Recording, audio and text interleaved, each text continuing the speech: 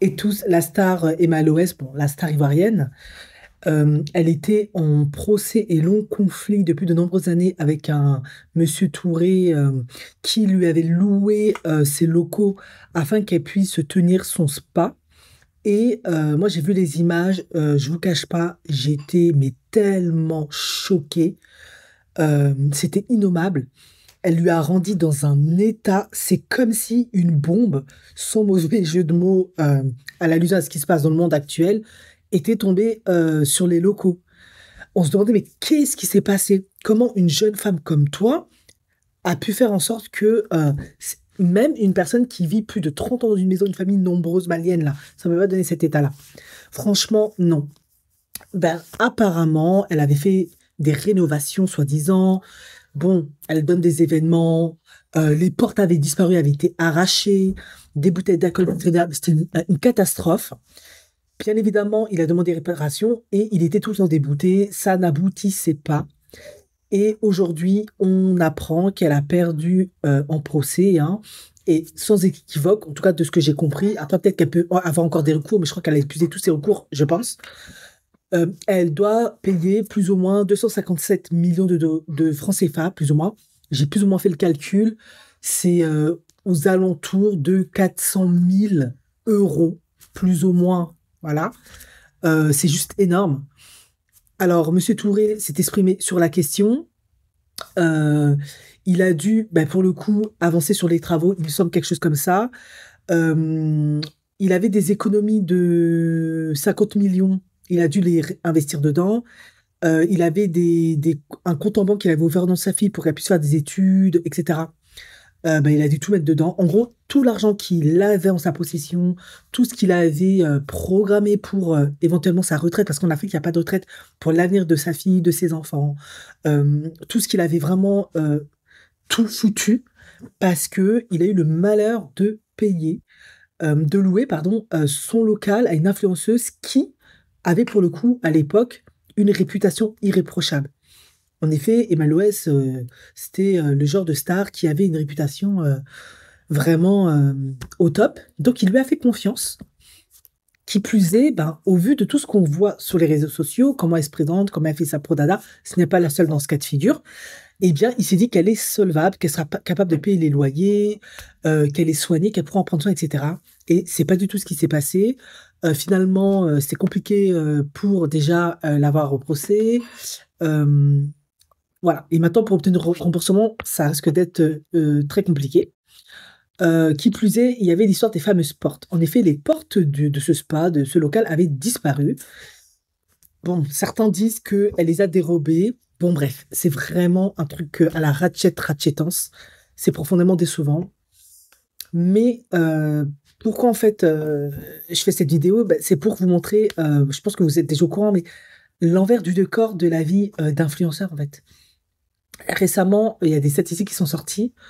Euh, je crois que c'est seulement 10% à 20%, hein. Je pense que c'est 10% des influenceurs, je crois, qui arrivent à gagner plus de 10 000 € avec les réseaux sociaux et l'influence, etc. 20%, si je ne suis pas trop bête, si j'ai bien compris, pardon, qui arrivent à gagner au-delà du SMIC.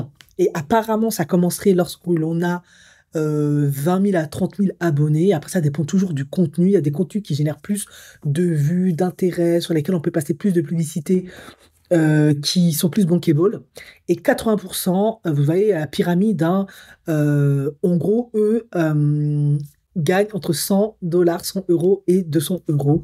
Donc, vous avez compris, ça ne leur rapporte pas. Mais finalement, surtout de nos jours, hein, parce que c'est plus l'époque d'or de l'influence, quel est l'intérêt finalement d'être influenceur?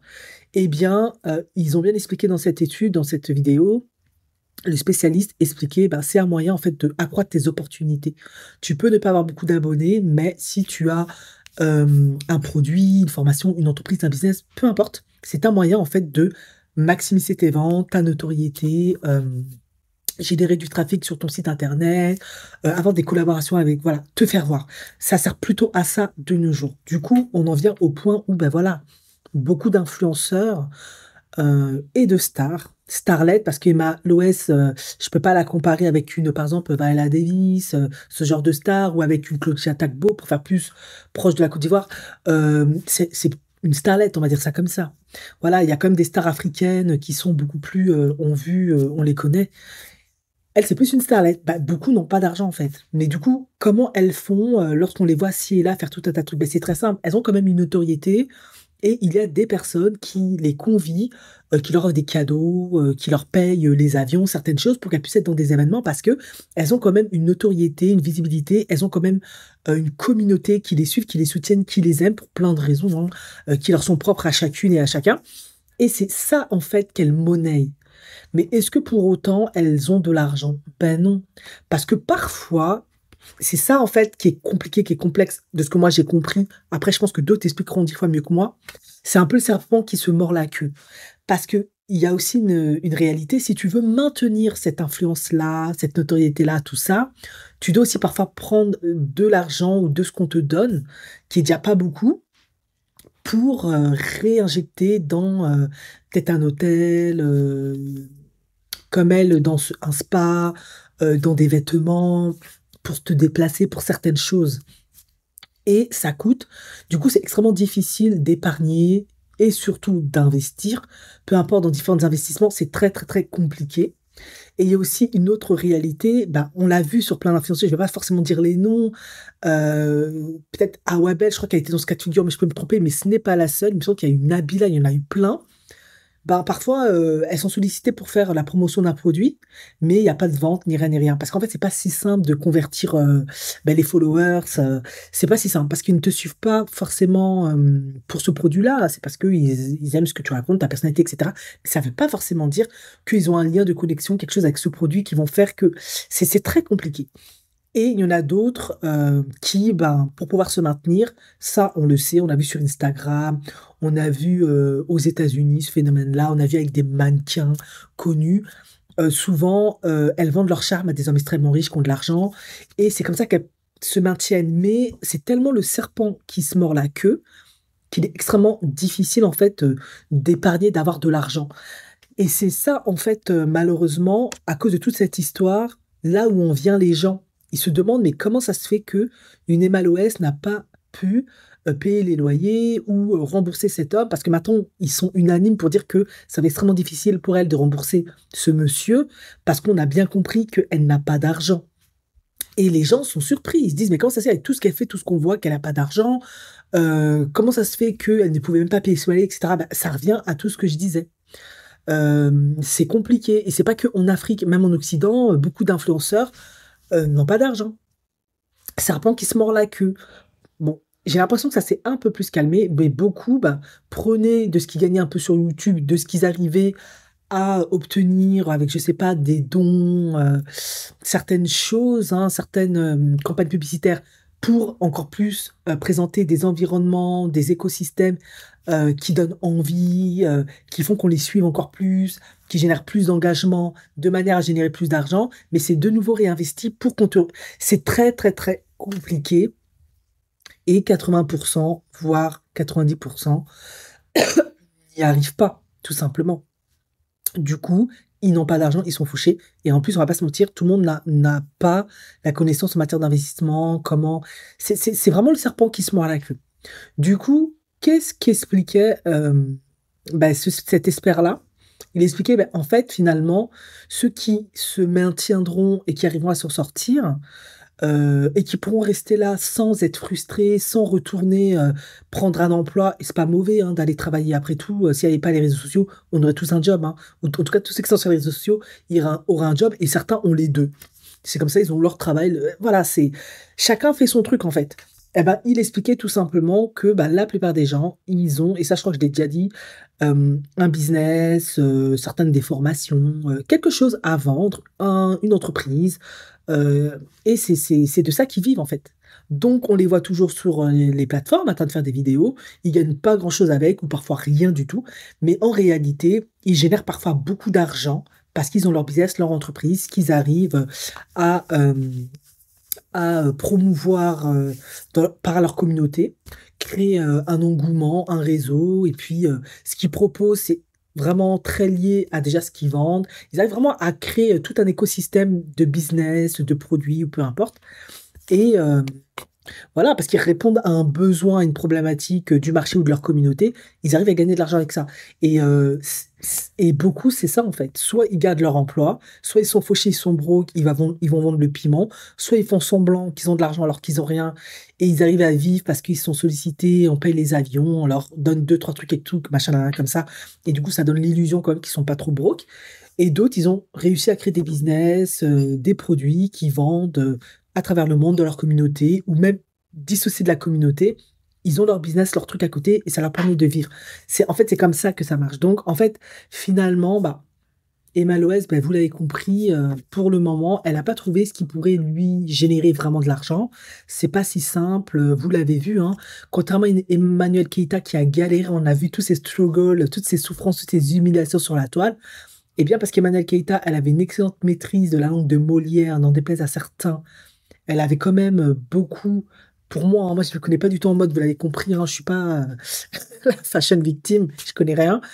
Elle avait un style, en tout cas pour moi, j'ai le sentiment que son style, elle a vraiment le style de la mode, pour ne citer qu'elle, qui ont fait qu'on a pu lui proposer un talk show qui aujourd'hui, mood comme MK, je crois, est toujours là, et ça lui permet de générer de l'argent.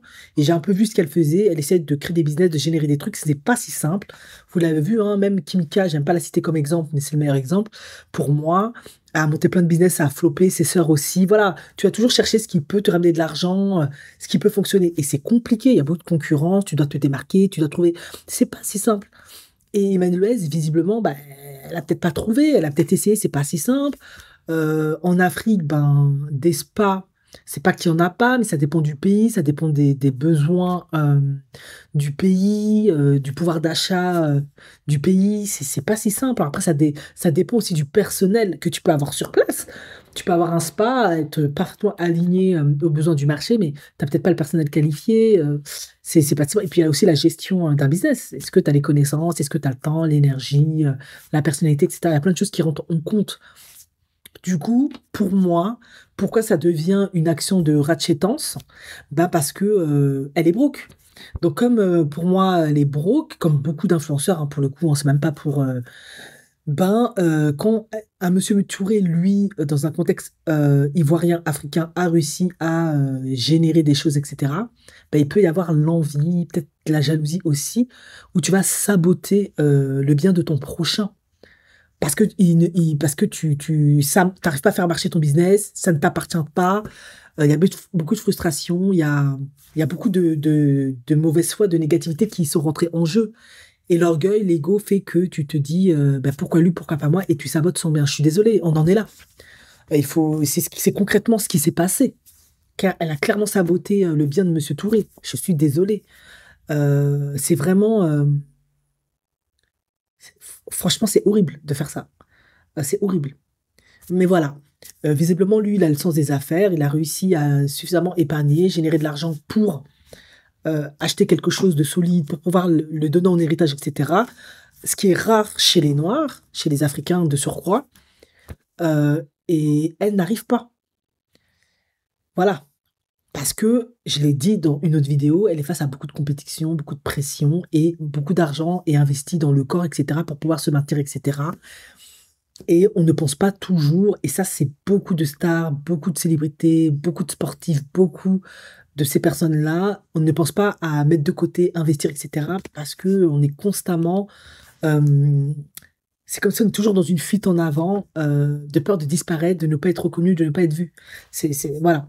Donc, la vérité, c'est que la plupart des influenceurs sont broke, en fait, pour conclure. Mais je crois que vous l'avez déjà compris, vous le savez déjà. Ils n'ont pas d'argent. Compliqué. Ils vendent du vent. Ils font semblant.